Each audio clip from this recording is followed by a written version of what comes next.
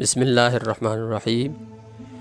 آج ہم حضور نبی کریم صلی اللہ علیہ وسلم کے وہ ارشادات پڑھیں گے جو اللہ کے نبی صلی اللہ علیہ وسلم نے خاص طور پر عورتوں کے متعلق ارشاد فرمائے۔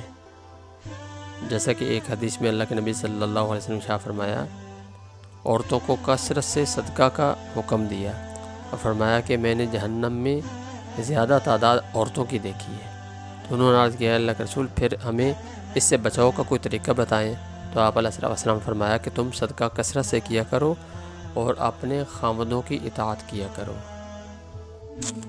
اسی طرح ایک حدیث میں اللہ کے نبی صلی اللہ علیہ وسلم نے ارشاد فرمایا کہ ایمان کے بعد بڑی نعمت نیک عورت ہے۔ ایک اور حدیث میں ارشاد فرمایا، ایک عورت دوسری عورت سے اس قدر گھل مل کر نہ رہے کہ وہ اس کی خاصیتیں، یعنی عورت اپنی سہیلی کی خاصیتیں یا ان کا نین نقش اپنے شوہر سے یوں بیان کرنے لگے گویا وہ اسے دیکھ رہا ہے۔ ایک اور حدیث میں ارشاد فرمایا، عورت پوشیدہ رکھی جانے والی مخلوق ہے، جب وہ باہر نکلتی ہے تو شیطان اس کی طرف جھانکتا ہے، یعنی پردے کے ساتھ عورت کو باہر آنا چاہیے۔